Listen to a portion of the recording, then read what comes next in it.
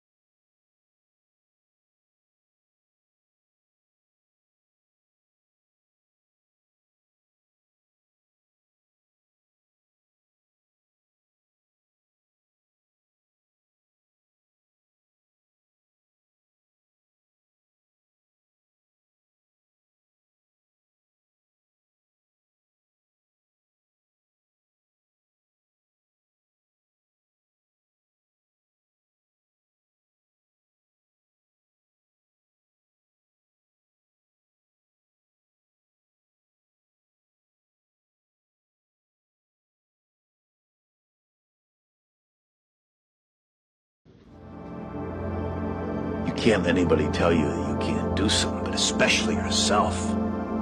Most of us will tell ourselves we can't, or we're less than, or we're not good enough, we're not worthy, they're better than us.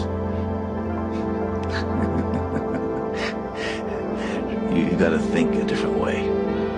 Think about what you really want. What do you really want in life? It's not forever. Life is temporary. You might as well do exactly what you want to do in this life, because pretty soon it's gonna be your last day. You know? I mean, that's just facts. What the hell am I doing here? In this miserable place? I'm risking my life. For what exactly? They are driven to pursue it. So driven, they do it entirely for their own sake. It's their dream. This isn't the time for thinking. I should focus on wielding my sword. I will kill them. Nothing more.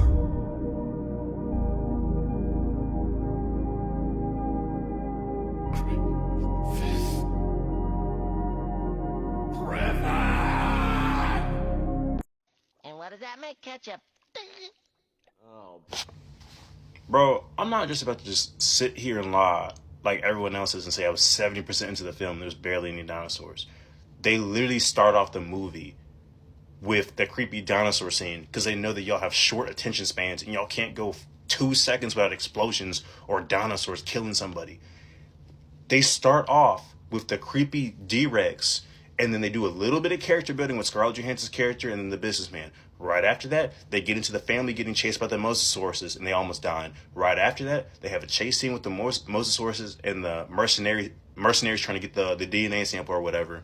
And then you have the Spinosaurus biting at them. The Spinosaurus killed 2 of them. Within the first 20 minutes of the movie, 2 people die. You already have 3 different dinosaur species shown, and they literally say, we need 3 samples of DNA. And for each of those 3 samples of DNA, all those dinosaurs get at least like 10 minutes of screen time, bro. The Titanosaurus, they kept showing that. The flying dinosaur, it wasn't a pterodactyl, whatever it was called. They kept showing that one. And the Mosasaurus, that was a big scene at the beginning. And then after all of that, you had this family separate scene where they're getting chased by the T-Rex, and that was going on for a while. They should have died, but whatever. And you had the other scene at the end with the creepy mutant dinosaur, the D-Rex. Should they have shown the D-Rex more? Yes, they should have shown it more throughout the movie.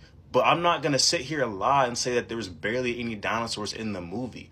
What are y'all talking about? Y'all just be talking, bro. Y'all just be hating to hate for no reason. Dog, every single time I see people promoting the word, the gospel of God, or they be talking about Jesus on this app, I be like, oh, this is going to be a good video. I stick around and listen, and then my eyes drift to that bottom left-hand corner screen, bro. And I see that orange shopping cart, and it's an ad every single time. I just don't understand, bro, how y'all are to keep promoting bracelets that say Bible verses on them, or y'all keep promoting Bibles to help people study when y'all don't know the Bible yourselves, because y'all don't know that story about when Jesus walked into the temple, saw people using the temple as a mall, and they were selling stuff in there. So they were trying to make money using the house of God. And the Bible tells you that using God to make money is a sin. It's not what you should be doing, but y'all keep on doing it. And then on top of that, you're really driving people away from the word too. Because people that don't know God, they don't know Jesus like that, they're going to see those videos and be like, oh, I'll stick around and listen because it sounds like he's being wholesome. Sounds like he's educating me. And they see it's just an ad.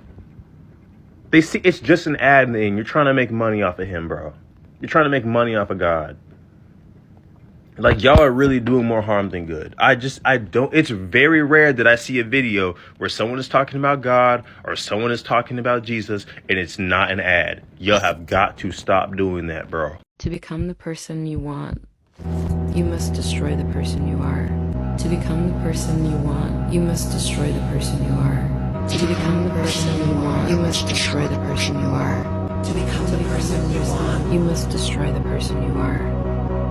Life gets clearer when you see it through metaphors. 3 metaphors to change how you see life.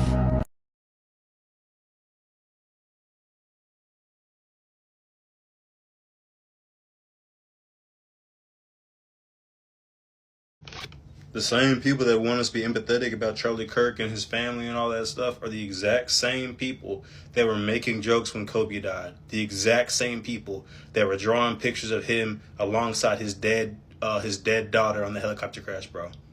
How do I know? Because I went to school with these people. I played sports with these people. I know most people be using the George Floyd example, like, y'all weren't empathetic towards George Floyd. I knew when these people were hypocrites, when they weren't really Christians, and when they were racist. When Kobe died and they were making jokes about his dead daughter, they found the pictures of his corpse on Twitter. They sending it in the group chat, making jokes about it, talking about, oh, he looked like this, whatever. And I'm like, yo, this is not funny. Him and his daughter are dead, and now his wife and his other daughter's going to go online. They got to go to school. They got to go to the store. They got to go out in the world and see this stuff. Y'all making jokes about it.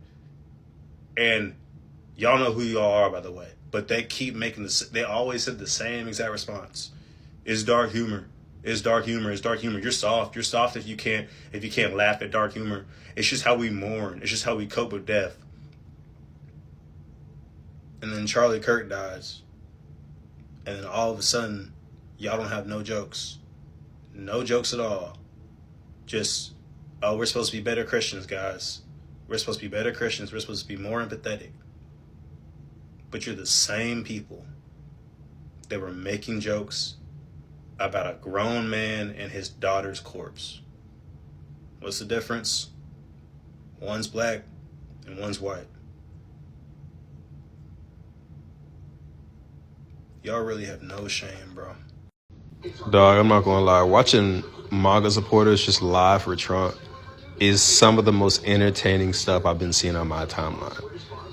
I saw this one post where it was talking about how Trump was sending people to Portland because they needed to take control of Portland. And it was like a compilation of all these people talking about, oh, we gotta take control of Portland. It's festering with violence. All these black people committing crimes, and it's terrible. The people that live in Portland, I haven't seen a single person that live in Portland say, yeah, you're going to do something. Everybody that lives in Portland that I've been seeing is saying, like, dog, there's nothing going on here. It's boring. Nothing is happening. There's no riots. There's no fights. There's no one out here like shooting people. What are you talking about? And what's funny to me is the people that have never been to Portland. Never. People that have never been to Portland. They don't even know where Portland is on a map. They don't know where it's at. They're MAGA supporters. They're supporting Trump. They're like, yeah, we got to do something about Portland. We got to get this under control. We can't be having this happen. I asked one dude, can you please enlighten me on what's going on in Portland, bro? Like, what's going on? Like, I don't like what's happened. He's like, you haven't heard? Oh, of course you haven't heard. You're black. How would you know? You don't pay attention to nothing. I was like, just like tell me, what's going on, man? Like, I haven't heard anything going on in Portland. There's so much stuff going on in the world. It's a big world out there, man. Can you enlighten me on what is happening in Portland that I should be worried about? He's like, well, gee. Well, Trump said, all right, buddy. Okay. Dog, y'all are just so okay with being wrong. It's making yourselves look stupid. Google is completely free. It's not that hard to open up the Google app and do a little bit of research. It doesn't even take that much. Portland is ranked 72 in crime in the U.S., number 72. I live in Arkansas. I live in Arkansas. Little Rock is our capital. Little Rock is a top 10 most deadly city in the U.S. When it comes to crime, we're ranked top 10 for violent crimes. Portland, Oregon is ranked number 72 in the U.S. So why is Trump sending the National Guard all the way out to Portland, Oregon, but he's not sending to Little Rock, Arkansas, where we're top 10 and they're number 72? On top of that, looking at the crime statistics in Portland, Oregon, white people are committing the crime and black people aren't. The black crime rate has gone down 4.2%, while the white crime rate against minorities and LGBTQ has increased by like 3%. So white crime's gone up, black crime's gone down.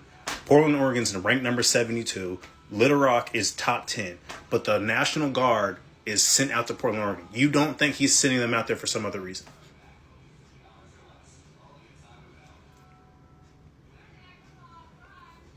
All right, man. And one other thing, all the videos that you keep seeing on social media talking about, oh, they're rioting, they're doing this. No one's rioting up in Portland right now. Those are literally old videos from the BLM, from the Black Lives Matter riots back in 2021. So y'all are falling for propaganda. Y'all literally falling for it. I don't understand how y'all turn on like a news station and y'all see Trump say something, or y'all see a news reporter say something, and then y'all don't think, maybe I should go do my own research, because that person's a human being, and human beings have a tendency to lie if they want to get something that they want. Like, I don't understand how y'all like, okay, I'm gonna just let that person just like tell me that they're doing it, and then I'm gonna go about my day. No, you need to do research, buddy. It's not that hard. Bro, so I checked out the channel on TikTok that you told me to check out, the Truth on the Streets channel. First of all, he's a terrible human being because he's just walking around Portland, Oregon and putting his camera in homeless people's faces that are overdosing on drugs. He's watching them overdose, he's watching them tweak out, and he's recording them. He's not attempting to help them, he's just watching them tweak out and recording them and using them for content. And he's saying that something needs to be done here, something needs to be done here. First of all, he could be doing something, but he's just recording them. Second of all, I don't understand how you're equating that to me saying Trump shouldn't be sending the National Guard out to Portland when they're for like literally no reason. There's like, you were talking about riots and crime. He doesn't have a single video on his channel about any crime or any riots happening. Again, the riot videos you're seeing are from 2021 when the BLM riots were going on. There's nothing going on. The people living in Portland are saying there's nothing going on. I don't know why you're saying you saw homeless people and crackheads. Fine, that's bad. That's not riots and that's not crime. I don't know why you're trying to say that the National Guard should be sitting out there. Dog, there's crackheads everywhere. People are addicted to drugs in Little Rock, in San Francisco.